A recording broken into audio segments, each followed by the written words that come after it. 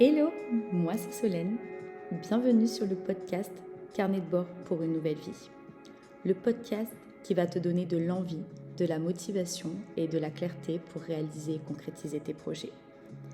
Ici, on parle de reconversion, de burn-out, de mindset, d'entrepreneuriat et de changement de vie.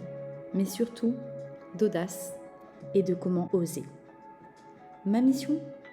Accompagner les femmes qui veulent se révéler et se lancer et créer une vie professionnelle qui leur ressemble vraiment. Dans chaque épisode, tu trouveras un déclic, une prise de conscience, une graine semée et surtout, un bon coup de boost.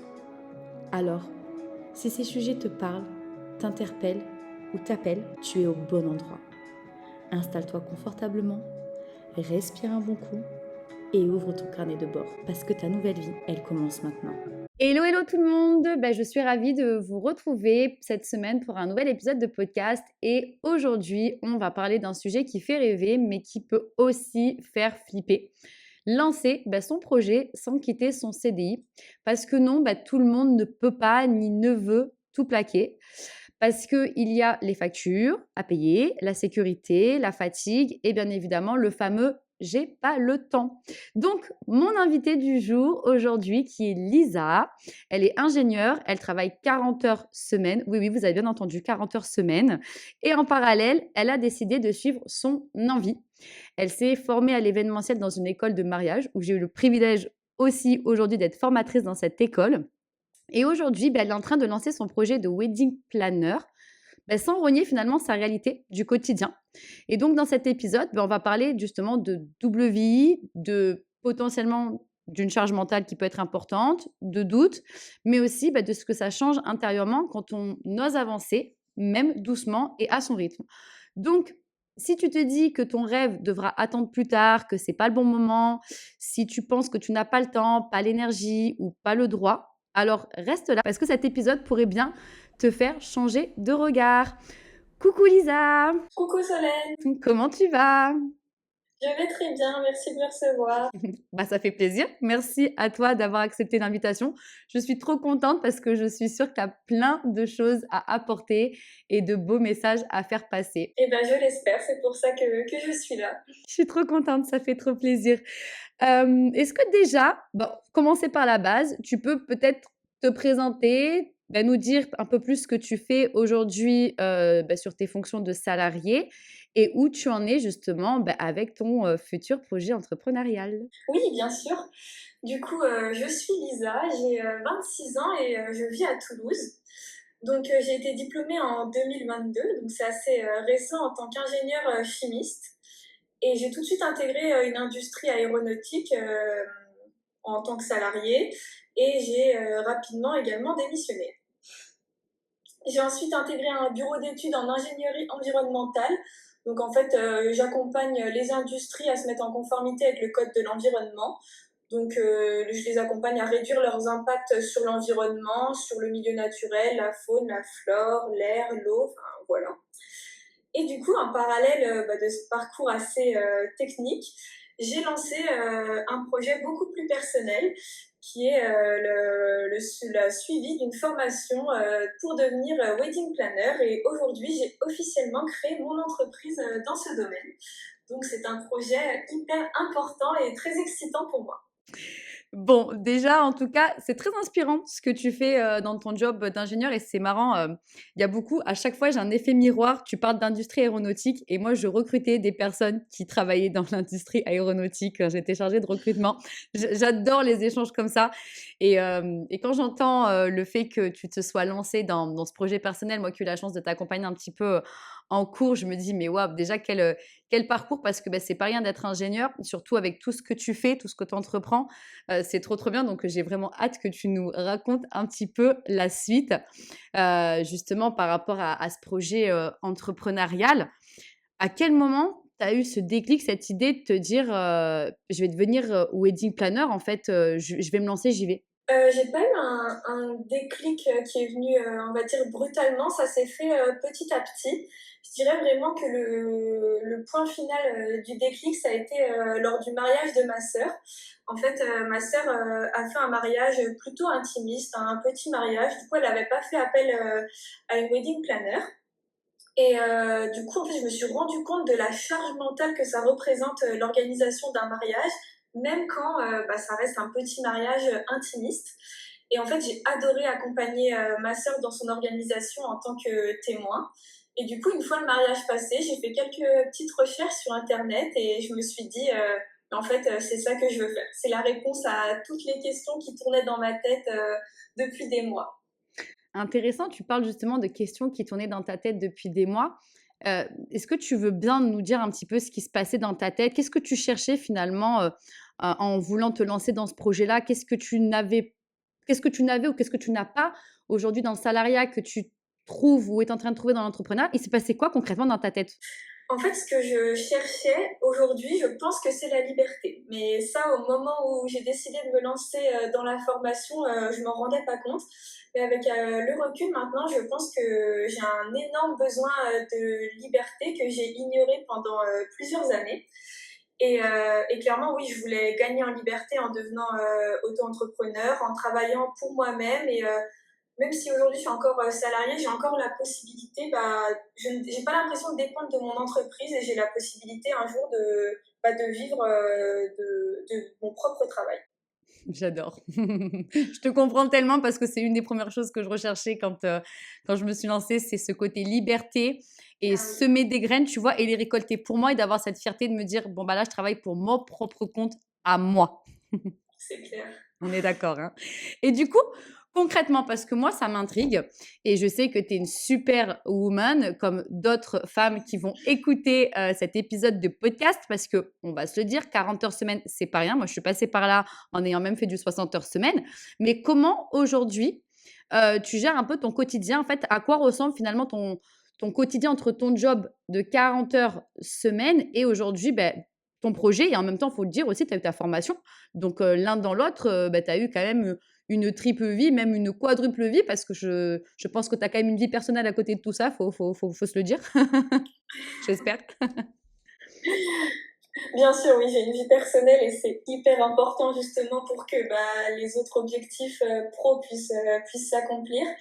Bah, cette double, triple ou quadruple vie, je vais pas mentir, c'est pas du tout repos, mais finalement, j'ai l'impression d'avoir une vie tout à fait normale entre guillemets. En fait, ce que je veux dire dans une vie tout à fait normale, c'est qu'on pourrait s'imaginer que je fais des nuits blanches pour bosser en tant que wedding planner et j'enchaîne le lendemain matin en tant qu'ingénieur, que j'y passe tous mes week-ends. Et au final, pas du tout. C'est simplement une organisation qu'il faut avoir.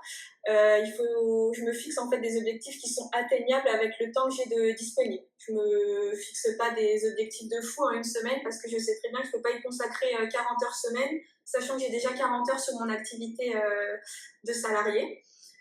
Donc, bah, c'est ça. Le secret, c'est un peu une organisation et des objectifs qui sont cohérents avec le temps de dispo. Et après, bah, bien sûr, des fois, il y a des petits moments un peu de confort que j'avais avant que je n'ai plus. Il faut parfois faire l'impasse sur des moments. Par exemple, bah, au lieu de manger tranquillement avec mes collègues le midi, quelquefois, je vais devoir manger rapidement pour faire un rendez-vous Presta ou un rendez-vous avec des mariés. Mais bah, c'est ce qui fait le charme aussi de cette double vie. Waouh! En fait, tu vois, volontairement, je t'ai pas posé toutes ces questions parce que j'essaie de me projeter dans la vie d'une personne comme toi, qui aimerait se lancer et qui s'imagine qu'en fait, elle doit bosser, jour et nuit, 7 jours sur 7, 24 heures sur 24 sur son projet parce que, bah, vu qu'elle fait 40 heures semaine dans le salariat, elle doit travailler après le travail, elle doit bosser tous les week-ends, même la nuit et en fait, aujourd'hui, tu montres bien et tu le démontres et tu le dis toi-même que c'est réalisable et que tu as même du temps pour toi, que c'est certes des concessions sur le moment parce que, bah, effectivement, peut-être qu'entre midi et 2, bah, tu manges, un peu plus sur le pouce, alors que tu pourrais manger avec tes collègues sur 1 heure, mais tu sais que c'est qu'un temps, en fait. Oui, tout à fait.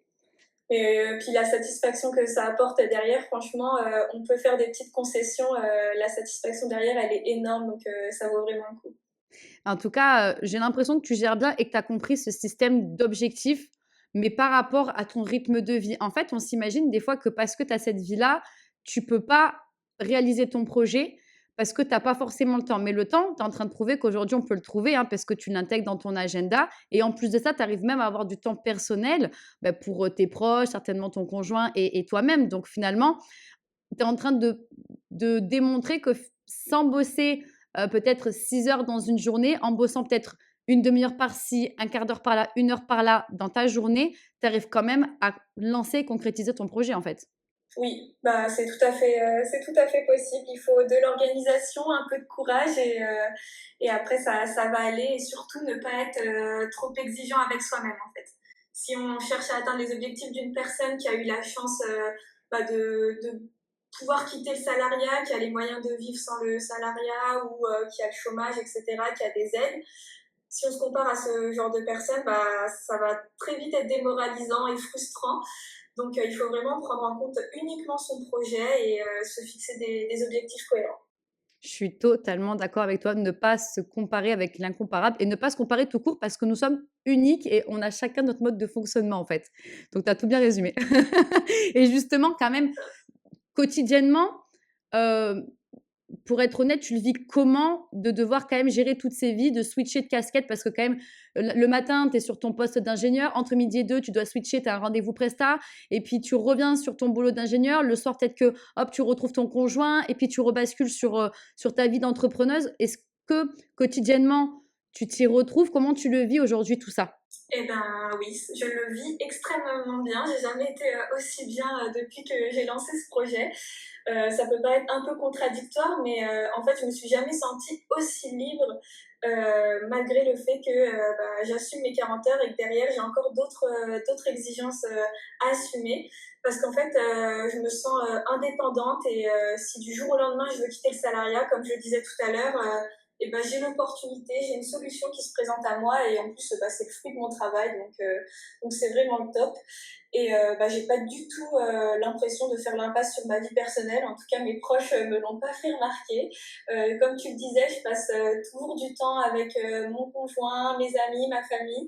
Et je fais aussi beaucoup de sport. Donc voilà, c'est ces moments, je vais pas vous l'apprendre, je pense, mais c'est super important et c'est ce qui me permet aussi d'être efficace sur les autres moments de la semaine qui sont très importants.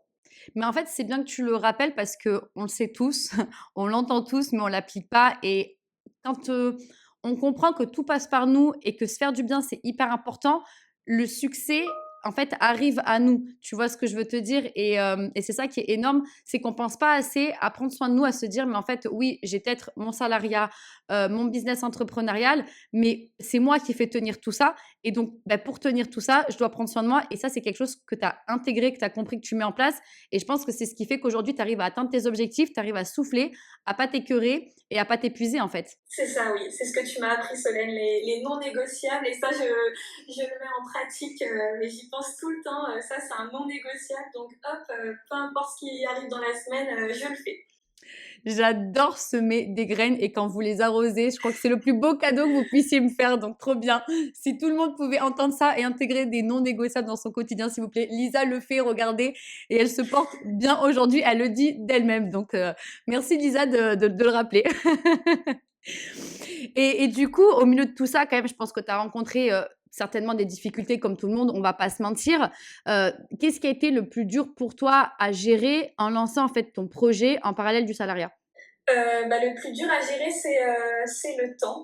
Parce que oui, je l'ai présenté tout à l'heure en disant il suffit de gérer son temps, mais forcément, ça s'est pas fait du jour au lendemain. C'est ce qui a été le plus dur au début de planifier mes semaines. Maintenant, j'ai créé ma petite routine et ça se passe très bien.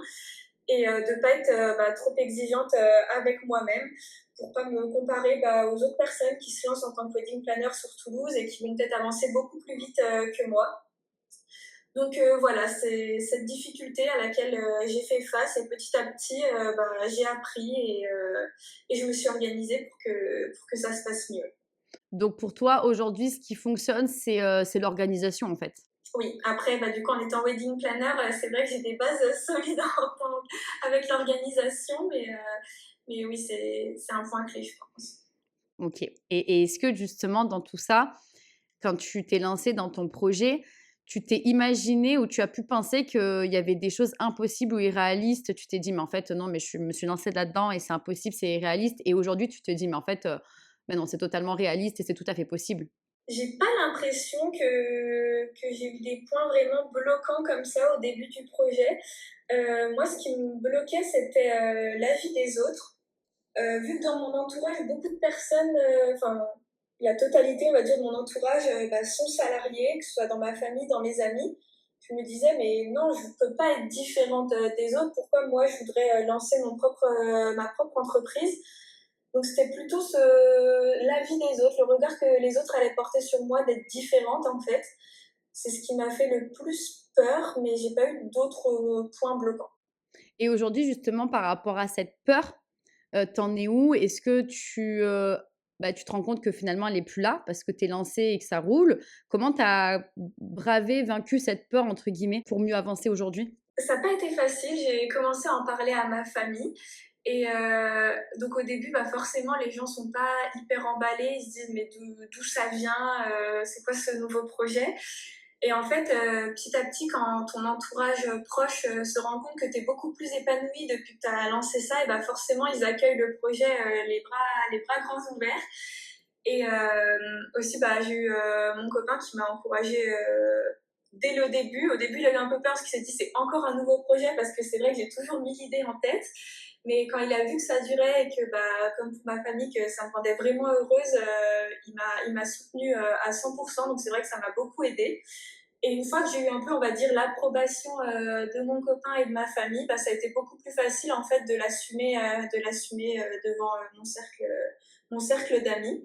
Et après, il y a une autre étape, c'est l'assumer sur les réseaux sociaux devant tout le monde. Et là, c'est toujours un peu compliqué, mais petit à petit, ça avance.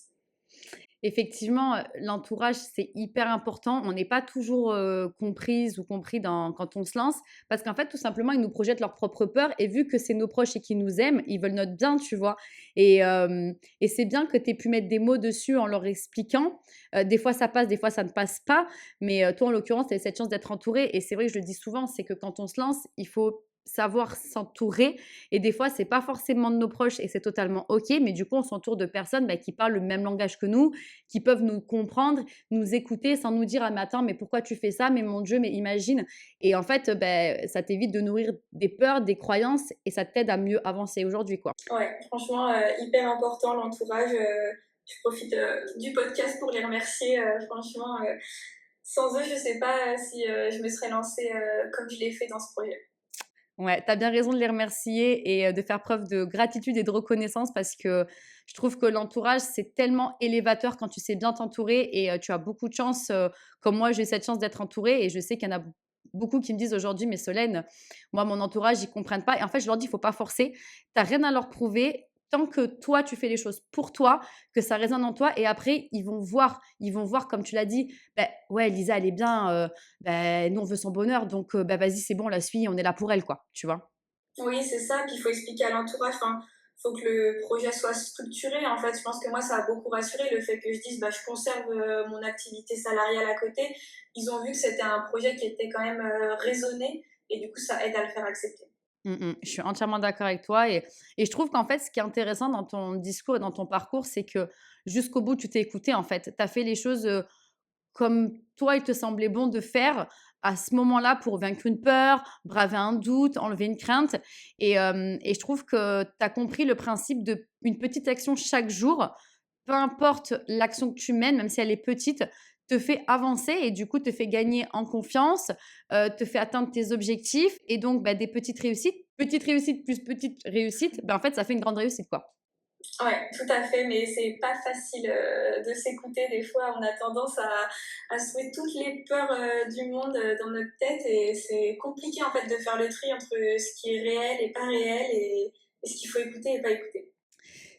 En fait, c'est typiquement humain et c'est tout à fait normal. Le cerveau, il nous tiraille aussi et puis il veut nous maintenir en fait, si tu veux, un peu en survie et donc du coup, quand on fait quelque chose qui nous fait sortir de notre zone de confort, on a peur et donc le cerveau, il nous alerte. Donc d'un côté, ça veut dire que c'est bon signe d'avoir des peurs, des craintes parce que ça veut dire que tu te mets en mouvement et tu vois, ça fait la bonne transition sur aujourd'hui, tu t'es fait aider, accompagner, tu t'es formé. Je suppose que tout ça, ça t'a aussi aidé. Qu'est-ce que ça t'a apporté concrètement dans ton parcours entrepreneurial aujourd'hui? Ah oui, bah évidemment, la formation pour moi, ça a été un point clé de ce projet. Ça m'a aidé en fait pour me sentir légitime de dire, bah voilà, maintenant j'ai les compétences, qu'elles soient théoriques ou pratiques, et je suis wedding planner. En fait, ça m'a beaucoup aidé.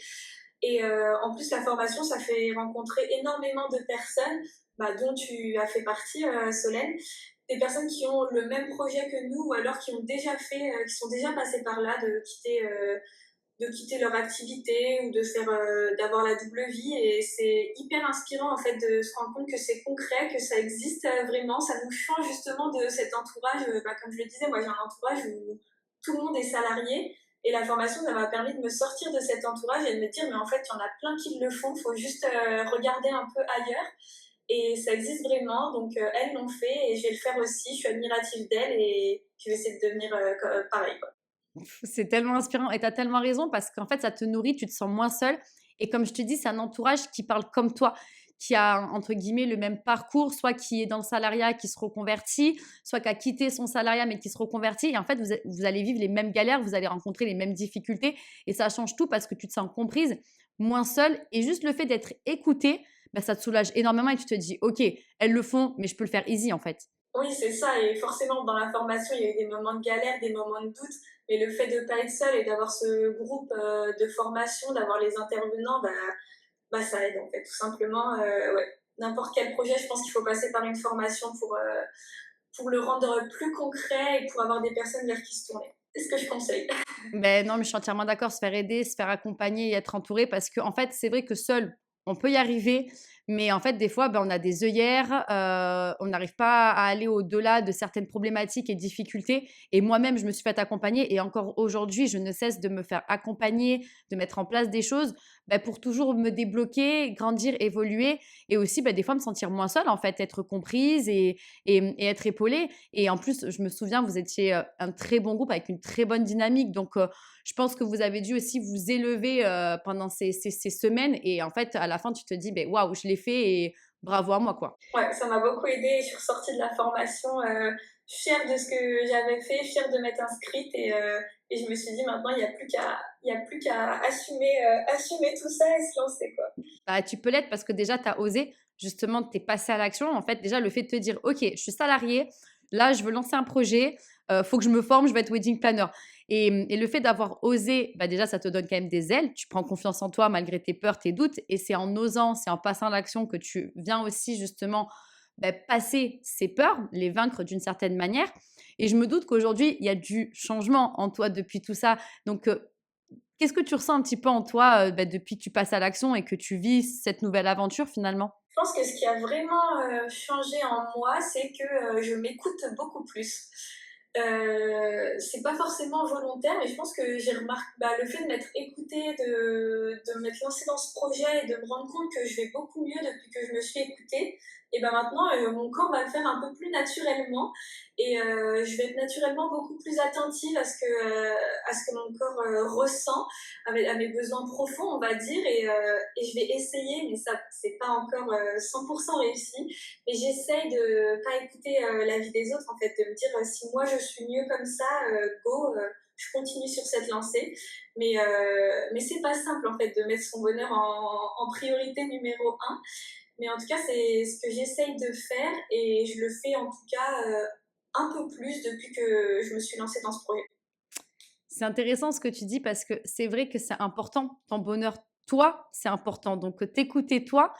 En fait, ton business, même dans le salariat, tout part de toi. Donc, si tu n'es pas bien, à un moment donné, la corde, elle lâche, tu as envie d'abandonner, tout vole en éclats. Et en fait, tu as compris que malgré les difficultés, oui, de s'écouter, de faire passer son bonheur, de se prioriser, c'est pas évident.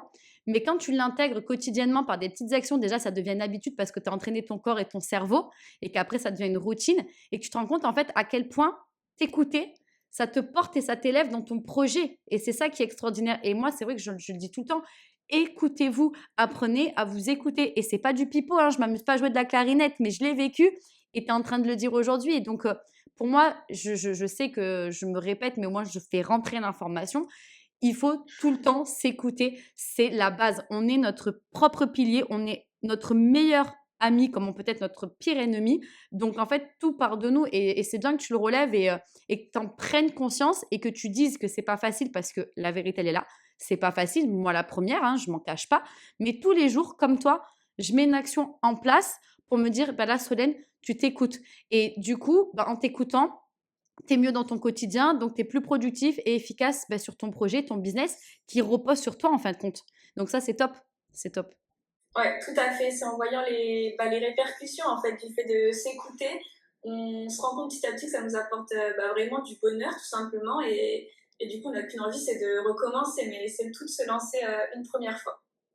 Je suis entièrement d'accord avec toi. Et justement, si tu devais refaire ce choix, demain tu te lèves, tu te dis, si je dois refaire ce choix, est-ce que j'y vais ou pas et pourquoi t'irais ou pas d'ailleurs. Ah bah, franchement, si je dois refaire ce choix, je le refais, mais sans hésiter, j'y vais direct. Je voudrais juste y aller plus rapidement parce que j'ai l'impression que j'ai quand même trop attendu, même si au fond j'ai que 26 ans, donc tu te doutes que j'ai pas attendu énormément, mais à mes yeux ça me paraît déjà beaucoup trop.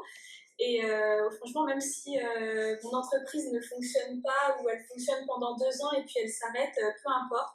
J'ai appris tellement de choses pendant cette période et j'ai rencontré tellement de personnes que j'ai juste, je dirais, sans hésiter, je recommence l'expérience et c'est super enrichissant.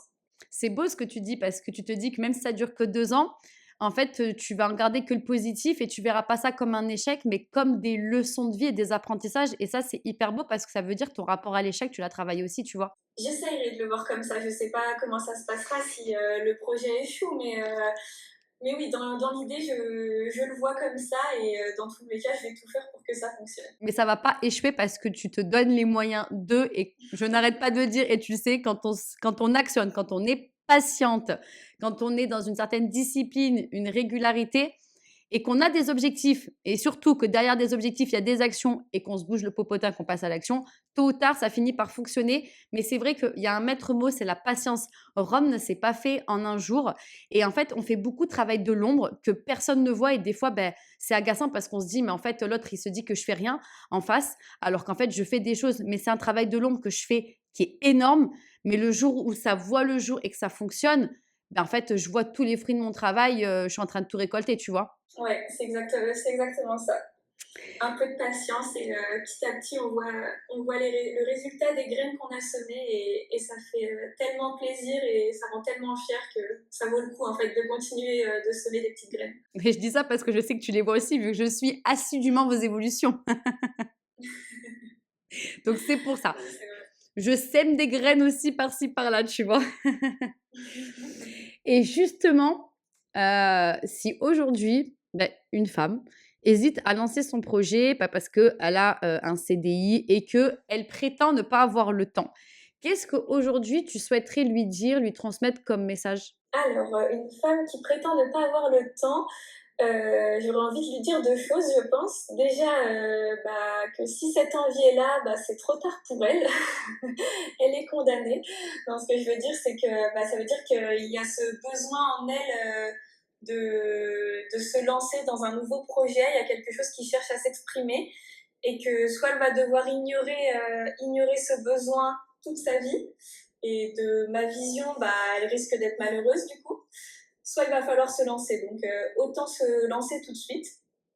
Et ensuite, j'essaierai de lui expliquer qu'en réalité, il n'y a pas grand-chose à perdre que d'essayer. Parce que moi, c'est ce qu'on m'a dit quand j'hésitais pendant une longue période. On m'a dit, mais qu'est-ce que tu as à perdre? Et je me retrouvais bête face à cette question. Parce que c'est vrai qu'on n'a rien à perdre, mais encore une fois, notre cerveau trouve toutes les peurs possibles pour nous stopper dans notre projet. Donc, je lui dirais qu'elle peut être tout à fait raisonnée dans son projet. On ne lui demande pas de faire un projet fou. Elle peut lancer son projet sans tout quitter du jour au lendemain. Et elle peut tester, avancer à son rythme, faire demi-tour, mais au moins le tenter pour voir si ça fonctionne ou pas. Je ne rajouterai rien parce que c'est ton message de fin et de clôture et surtout parce que je valide en fait tout ce que tu dis. Je suis entièrement d'accord avec toi, donc je te laisse avec ce message de fin. Et j'aimerais, si tu le veux bien, Lisa, juste que pour aussi parler de toi parce que tu es en train de te lancer et j'ai aussi envie, à travers ce podcast, de vous mettre en lumière et en visibilité. Est-ce que tu peux nous expliquer brièvement où tu es exactement, enfin, ton périmètre d'intervention en tant que wedding planner? Est-ce que tu as une spécialité justement particulière? Voilà, est-ce que tu peux parler un petit peu de ton projet, justement, de ton nouveau futur métier? Oui, bien sûr, merci. L'agence que j'ai créée, elle s'appelle Instant Pétillant Wedding. Je suis wedding planner basée à Toulouse, mais j'interviens dans tout le sud-ouest de la France. Et je propose du coaching, au format 1 heure, pour accompagner des couples qui ont besoin d'un coup de pouce sur un point précis de leur mariage. Et sinon, j'ai 2 autres prestations, on va dire, plus complètes, de coordination du jour J ou d'organisation de A à Z du mariage. Et je me spécialise vraiment dans les mariages et pas tous les événements comme on peut voir parfois. Trop bien. Donc, du coup, si vous avez envie de faire appel à Lisa, qui est une jeune femme très pétillante, très courageuse et résiliente, je tiens à le préciser parce que c'est important. Vous avez toutes les informations en dessous de la vidéo en légende, donc n'hésitez pas à la contacter. Je pense qu'elle sera ravie de vous conseiller. En tout cas, vous pouvez y aller les yeux fermés. J'ai entièrement confiance en elle, en ce qu'elle peut vous apporter. Et vraiment, merci Lisa d'avoir porté ce message, d'avoir accepté de prendre la parole ce soir. Vraiment, j'espère que tu te rends compte de ton parcours. J'espère que tu te félicites, que tu n'oublies pas ce que je vous ai dit en cours, hein. J'espère que tu as fêté ça. Oui, j'ai fêté ça, il ne faut pas fêter trop, mais oui, j'ai fêté. Alors oui, trop, si on parle d'alcool, bien évidemment, avec modération, s'il vous plaît, mais après, tu peux fêter autrement, avec moins de modération, tu vois. Mais c'est bien de le dire. Ah oui, non, je faisais pas référence à ça, mais je faisais référence plutôt à pas se faire trop de cadeaux non plus, quoi. Au bout d'un moment, Sinon, le budget, il explose. Bon, c'est ça. l'essentiel, en tout cas, c'est quand même de se féliciter parce que ça booste sa confiance en soi et ça dit à son cerveau, continue d'avancer, continue d'y croire. Donc, merci Lisa, vraiment, d'avoir été présente pour cet épisode. J'ai hâte, en tout cas, d'avoir vos retours. N'hésitez pas à mettre des petits commentaires, à interagir, même si vous avez des questions pour Lisa. Je pense qu'elle y répondra avec plaisir. Hein, Lisa? Oui, bien sûr. Merci Solène pour l'invitation et merci pour cet échange. C'était vraiment chouette. Merci beaucoup à toi. Et de toute façon, j'ai envie de te dire, voilà, les personnes qui veulent faire appel à Lisa, allez-y une fois de plus, les yeux fermés.